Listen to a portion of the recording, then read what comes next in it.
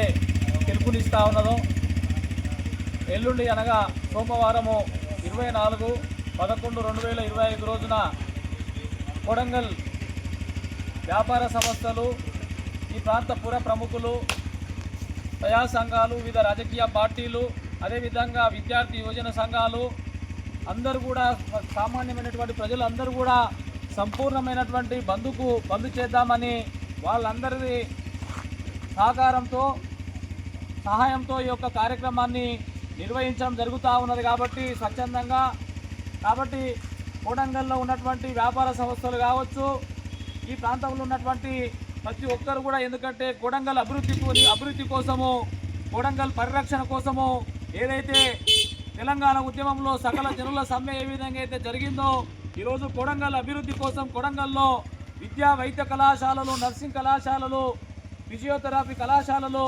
కొడంగల్లో నిర్మించాలని చెప్పి శంకుస్థాపన చేసి ఈరోజు వేరే ప్రాంతానికి తరలిస్తున్నందుకు దానికి వ్యతిరేకంగా ఈరోజు గౌరవ ముఖ్యమంత్రి రేవంత్ రెడ్డి గారు, అదేవిధంగా ఈ ప్రాంత బిడ్డలు అందరు కలిసి ఓట్లేసి ఎమ్మెల్యేగా గెలిపిస్తే మీరు ఈరోజు పోలేపల్లికి, అగ్గిపేటకు ఈ యొక్క కళాశాలలు తరలిస్తూ ఉన్నారు.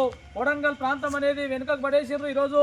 ఎందుకంటే రెండు జాతీయ రహదారులు కలిసినటువంటి ఈ ప్రాంతంలో మీరు అనేకమైనటువంటి యాక్సిడెంట్లు జరుగుతూ ఉన్నాయి, అనేక మంది చనిపోతూ ఉన్నారు.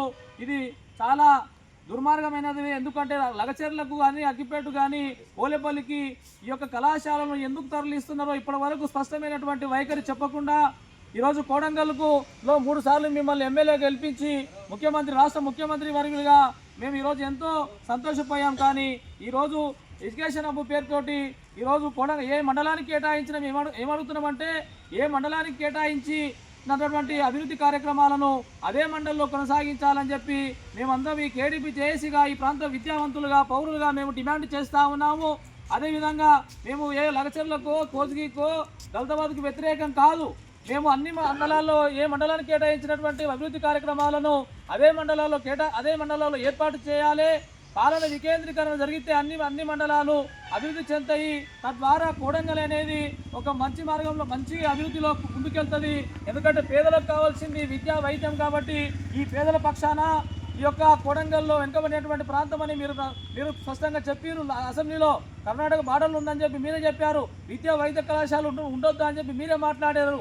మాకు ఈరోజు ఆశ కల్పించి ఈ ప్రాంతంలో పనులు స్టార్ట్ చేసి మా యొక్క భూములు గుంజుకొని, పేదల భూములు, దళితుల భూములు గుంజుకొని ఈ విధంగా వేరే ప్రాంతాలకు తరలించడం అనేది దీంట్లో అంతర్యం ఏముందో స్పష్టమైనటువంటి వైఖరి చెప్పకుండా వేరే ప్రాంతానికి తరలించడాన్ని వ్యతిరేకిస్తూ రేపు మేము కొడంగల్ ప్రాంతాన్ని ఎల్లుండి సోమవారం రోజు టోటల్ ఈ ప్రాంతం అంతా కూడా, ఈ గ్రామంలో విద్యా సంస్థలు కావచ్చు, ఈ ప్రాంతంలో వ్యాపార సంస్థలు కావచ్చు, గ్రామాల్లో ఉన్నటువంటి అన్నింటినీ స్వచ్ఛందంగా అందరూ అన్ని గ్రామాల వాళ్ళందరూ కూడా ఎక్కడికక్కడ రహదారులను దిగ్బంధం చేయాల్సిన అవసరం ఉన్నది.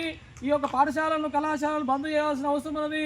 వ్యాపార సంస్థలు బంద్ చేసి రాష్ట్ర ముఖ్యమంత్రి గారి ఇది మనం అందరం కలిసి నిరసన చెప్పాల్సిన అవసరం ఉన్నది. ఎందుకంటే వారికి ఇప్పుడైనా కూడా ఈ యొక్క ప్రాంత బిడ్డల యొక్క మనోభావాలు అర్థమవుతాయని చెప్పి ఈరోజు స్టేట్ మీడియా కావచ్చు, కొడంగల్లో ఉన్నటువంటి ప్రింట్ అండ్ ఎలక్ట్రానిక్ మీడియా ఈ యొక్క కొడంగల్ ప్రాంతంలో జరుగుతున్నటువంటి నిరసన కార్యక్రమాలను చూపించవలసిందిగా మేమందరం కూడా విజ్ఞప్తి చేస్తూ ఉన్నాం.